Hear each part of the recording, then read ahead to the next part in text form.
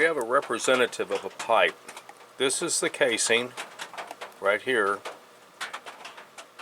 and this is our hole that's drilled through. Doesn't matter what the size of the hole is, it's going to behave the same. Now, the water's going to be flowing in from here, and this way. As the water comes in contact where the holes have been drilled, okay, you're going to get little bitty eddies. Now they're micro eddies, but they're there. The water comes in and swirls. It's turbulence. This turbulence results in friction, or it retards the speed at which the water can flow against these surfaces. As you distance yourself from these walls, the micro eddies still exist for a while, but eventually you get what you would refer to as laminar flow. The water just flows right through here smoothly. The smaller the hole, the smaller this area, and that the water freely moves without much resistance or resistance at all. I define this as a low pressure because the pump is pulling water from here. This is a high pressure because the pressure is pushing through this. Now in really, really deep wells, this high pressure and this low pressure can be fairly significant, and you can have a lot of pressure out here pushing through that.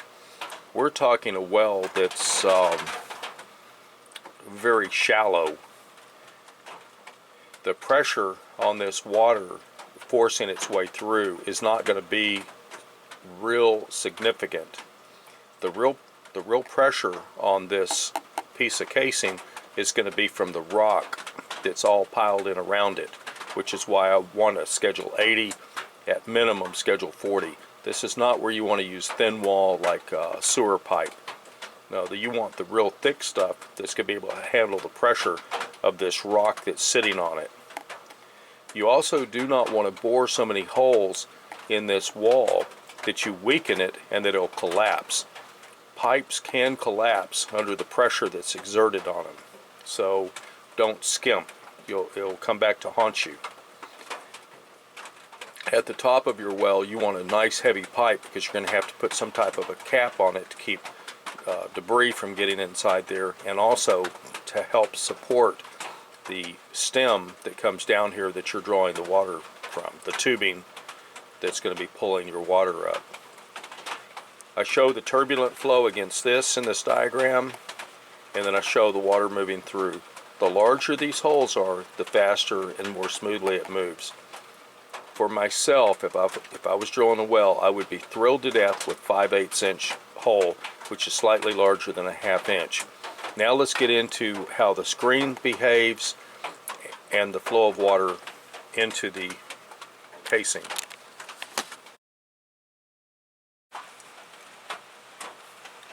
These arrows represent the both dynamic and static pressure against the well screen, against the casing, and the force that's trying to go through this. This well screen is number 60, which if you were to hold it up and look at it, is extremely small. I mean, very, very, very small. You can look up the size on the internet. You have this pressure pressing against it. The size of a water molecule, if I remember correctly, is 10 to the -9 meters. Very, very small. And I'm going by memory on its size, but I'm pretty sure I'm right. This water is able to flow through this screen. This is like a barbed wire fence to water molecules. It is like a chain link fence to a dog. So debris and that kind of stuff, talking more sand than anything else, will be coming and pressing up against this and will be retarding the flow into it. If you remember, I said that there's pressure outside pressing in. And as you pump water out through here, the water has to be able to come back in so that your pump doesn't pump dry due to your screen retarding the flow of water due to debris on this.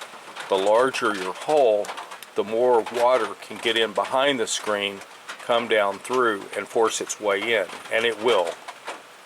At the same time, you can also get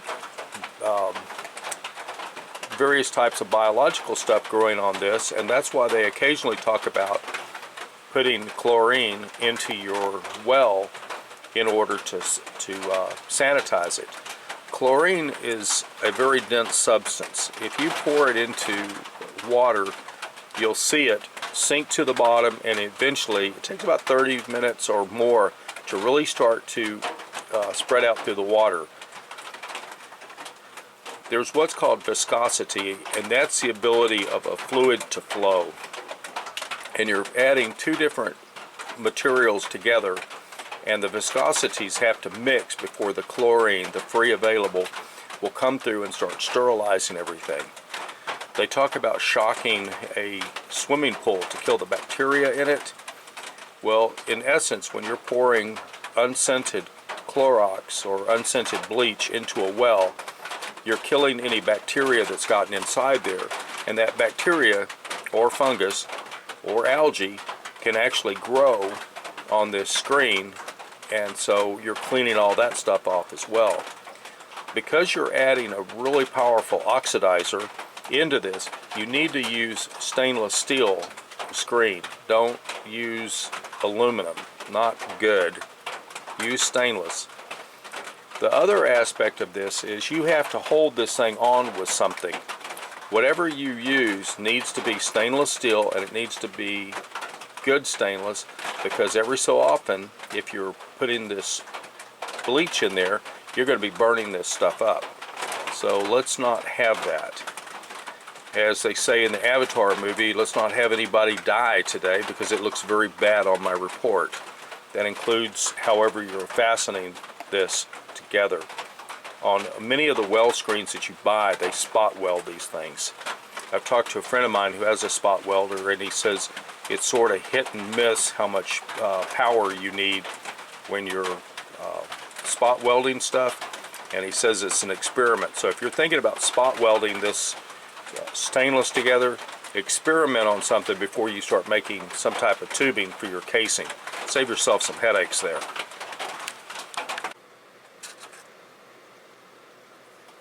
Recapping from the start. A gentleman wants to close up his well, which is 30 inches across, because he's worried about pets or grandchildren falling into it. He uses the water to water his plants, and he pulls the water using a pitcher pump. Pulls about 1 to 2 gallons a day. In the summertime, he may pull a little bit more, but not significant. The proposal is to put pea-sized gravel into his reservoir here. When he does this, the volume of water is decreased by 48%. That's just a given. When you put pea-sized gravel in here, the rock is going to displace the water 48%. After this is in place, then he's planning to put a combination of sand and bentonite clay to the top up here. He's contracted with someone to do that, and then he's going to pour a concrete pad across the top. It's 15 feet from here down to the water, 6 feet of water. He asked me to build the screen using PC Basic, which is software. I've crunched some numbers for him, which I will be presenting, and then he can decide what size holes he wants in his casing. The screen wire is a number 60. It's a very fine wire. The casing is drilled with holes on 1-inch centers, top and side. That is, starting at the lowest point, we'll move 1 inch to the top, and as we turn the pipe, because it's divided into 9 sections, each section divided at 40 degrees, we'll be punching another hole so that we don't weaken the casing itself. I hope that this presentation is giving you a bit of a grasp of what's involved with building a well casing, also how this gravel changes the volume that you have in your annulus when the well is drilled. While this is a hand-dug well, when he adds the gravel into it and puts the casing in here, this will be acting as an annulus decrease in the volume. The way I see it, he's never going to run out of water at the rate that he's using it. And again, this water is not used for drinking. He, like me and everybody else around here, is on city water. So I hope this helps. Dysfunctional Vet out.